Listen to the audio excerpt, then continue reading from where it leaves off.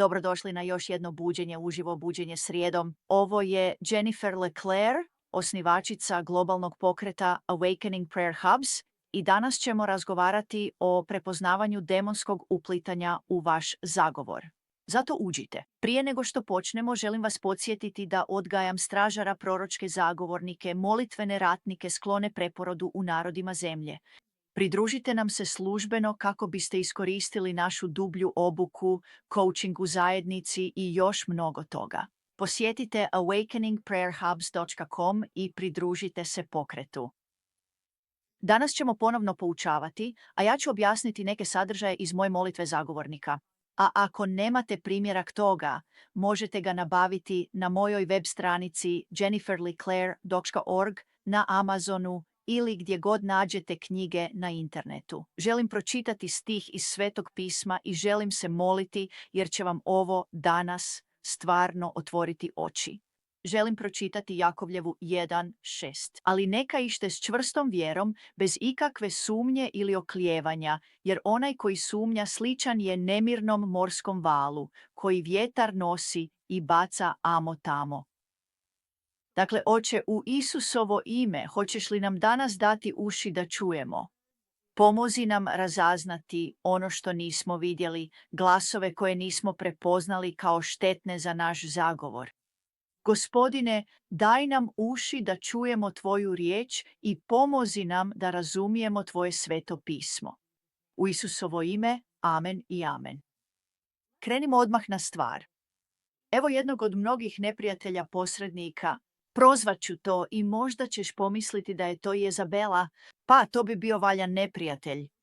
Možda mislite da je to duh koji vas spriječava, pa to bi bio valjan neprijatelj. Ali ono što danas želim istaknuti je sumnja. Ipak,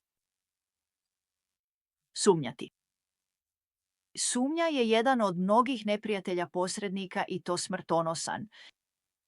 Sumnja može biti toliko suptilna da je ne prepoznate odmah. Možda zvuči kao ti. Možda zvuči kao razumno pitanje koje vam se mota po glavi.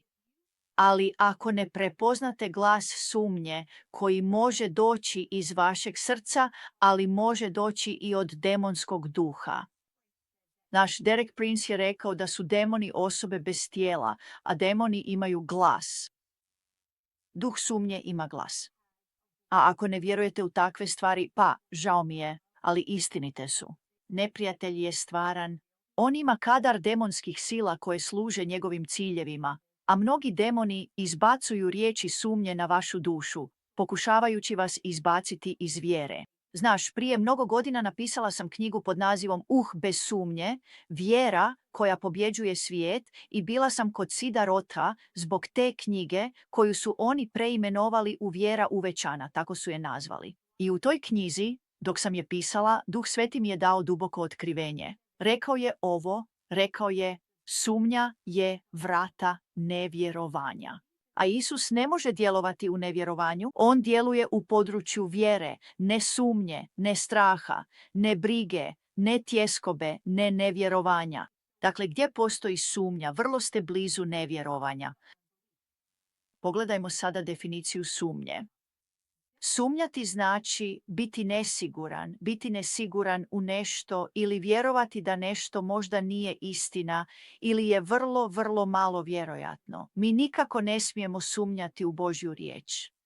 Temelj naše molitve je Božja riječ. Vjera počinje tamo gdje je poznata Božja volja. Dakle, ako sumnjamo da je nešto njegova volja, ne možemo se moliti u vjeri kako bismo to obećanje doveli u stvarnost. Ako nismo sigurni da je Bog mislio ono što je rekao, tada nećemo moći osloboditi ili koristiti mjeru vjere koju nam je dao da bismo vidjeli, primili i hodali u obećanju koje nam je dao. Ako ne mislimo da je to istina, nećemo to ni moliti. Ako ne mislimo da će se to vjerojatno dogoditi, možda nećemo proširiti svoju vjeru. Dakle, jasno je da se sumnja i vjera ne miješaju. To je kao ulje i voda. Oni se ne miješaju. Zato moramo naučiti prepoznati sumnju kao demonskog uljeza u našem molitvenom životu. J. Practical Faith On je to ovako objasnio u Jakovu 1 i čitat ćemo od 5. i do 7. stiha. Rekao je: Ako nekome od vas nedostaje mudrosti, neka traži od Boga, koji svima daje velikodušno i bez ikakvog prijekora i bit će mu dana. Ali neka traži s potpunom vjerom, bez imalo sumnje, jer onaj tko sumnja, sličan je morskom valu kojeg vjetar nosi i snažno ljulja. Jer neka taj čovjek, a mogli bismo reći neka ta žena, neka to dijete, neka taj čovjek ne misli da će... Dakle, dopustite mi da ponovim. Neka taj čovjek ne misli da će išta primiti od Gospodina. To su prilično snažne riječi. I tako, mogli biste zamijeniti riječ mudrost, zar ne? Ako nekom čovjeku nedostaje mudrosti, neka traži od Boga. Tu riječ mudrost u tom stihu mogli biste zamijeniti gotovo bilo čim što je u skladu s Božjom voljom i to bi i dalje vrijedilo.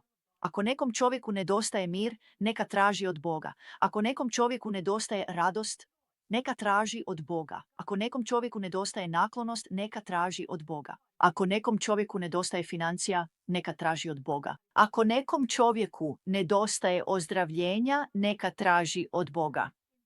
Neka traži u vjeri bez sumnje. Sad, evo, u čemu je stvar? Ono što sam naučio jest da možeš imati vjeru u svom srcu, ali možeš kolebati se u svom umu.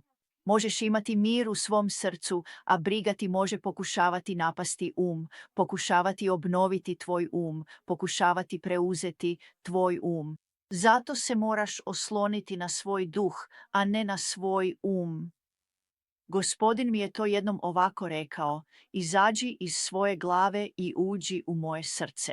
Moramo se osloniti na riječ, na vjeru u našem duhu, na istinu koja nas oslobađa i odmaknuti se od naših razmišljanja, od 5 osjetila, onoga što vidimo, čujemo, kušamo, dodirujemo, osjećamo, mirišemo. Moramo se odmaknuti od stvari koje vidimo, jer trebamo hodati po vjeri, a ne po onome što vidimo. A ako držimo pogled na problemu umjesto na onome koji rješava probleme, naša će vjera početi slabiti. Ali kada pogledamo Isusa, začetnika i dovršitelja naše vjere, probit ćemo se. Dakle, sumnja otvara vrata demonskom uplitanju u tvoj zagovarački molitveni život. Jednostavno rečeno, nećeš primiti odgovor na molitvu kada ti je srce puno sumnje. Opet, sumnja može dolaziti u tvoj ali ne smiješ dopustiti da uđe u tvoje srce. Kada ti glasovi sumnje govore, moraš im odgovoriti. Moraš im uzvratiti Božjom riječju. Dakle, ako ne poznaješ Božju riječ, u nepovoljnom si položaju, jer ne znaš što je istina. Možda ćeš zamijeniti Božji glas ili možda ćeš zamijeniti neprijateljev glas za Božji glas i obrnuto. I tako sumnja je smrtonosna obmana. Kako to prepoznaješ u svom srcu? Dakle, ako nisi siguran da će Bog učiniti ono što je rekao, možda će to učiniti za nekog drugog, ali ne za tebe. Ako nisi siguran da će to učiniti za tebe, to je sumnja. To je sumnja. Bog ti nikada ne bi lagao. On može sve osim neuspjeha. Nikad te ne bi prevario. Nikada te ne bi ostavio da zalutaš, da te odvede na krivi put. Dakle, ako oklijevaš moliti se za nešto, možda ti sumnja stoji na putu. Ako vjeruješ 1 minutu, ali već sljedeće si opet u svojoj glavi i pokušavaš sam to shvatiti, pokušavaš sam riješiti stvar, to je dobar znak da ti sumnja propovijeda. Ako se ne osjećaš dovoljno sposobnim da se moliš za neki problem, sumnja ti propovijeda. Opet, sumnja je smrtonosno oružje koje neprijatelj koristi protiv zagovornika kako bi ukrao, ubio i uništio plodove te ključne službe zagovora. Zato moraš iskorijeniti sumnju čim primijetiš njezinu prisutnost. Brzo, odlučno joj odgovori. Odupri joj se naglas. Molite se sve glasnije i gledajte kako se Bog kreće. Kad se riješiš sumnje, ništa te drugo ne može zaustaviti. Bog nije čovjek da bi lagao. On čuje i uslišava molitve kada se molimo po njegovoj volji. I dopusti mi da se sada pomolim za tebe. Zapamtite, dečki, čvorišta za molitvu buđenja. Prisutni smo u oko 120 zemalja. Želimo osnovati molitvene centre u svakom gradu svijeta. To možete učiniti putem Zooma, telefonom, osobno. Provjerite to. Dobivate besplatan poklon samo ako to provjerite na awakeningprayerhubs.com. Dopusti mi da se pomolim. Oče, u ime Isusovo, pomozi nam razaznati glas sumnje koji govori duši. Pomozi nam vidjeti đavla kakav jest. To je neprijatelj koji nas nastoji učiniti dvoličnima, spriječiti nas da budemo dio tvojeg najboljeg. I tako oslobađamo se moći sumnje u svojim umovima i ulazimo u područje vjere gdje vidimo kako se obećanja ostvaruju. U Isusovo ime, amen i amen. Bog vas blagoslovio. Želim vam dan prekretnice. Cijeli svijet je u krizi, a znakovi vremena se ubrzavaju. Nalazimo se u prekretnici povijesti, a neprijatelj zna da mu je vremena malo. Ali 2007. godine Bog me probudio nakon ponoći i progovorio mom srcu o trećem velikom probuđenju. Sada smo bliže nego ikada prije, zato pozivam 1 milijun zagovornika probuđenja da mi se pridruže u ovom novom i značajnom zazivu nebu. Pozivam ostatak molitvenih ratnika da se okupe jednodušno kako bi odbili tamu koja prodire u naše crkve, naše obitelji i naše narode. Neprijatelj bijesni, veliko otpadanje je u tijeku, ali Bog uvijek odgovara na zajedničku molitvu i post. Pridružite se meni i molitvenicima u preko 100 zemalja na Awakening Prayer Hubs. Zajedno možemo promijeniti tijek povijesti. awakeningprayerhubs.com. Pridružite se pokretu.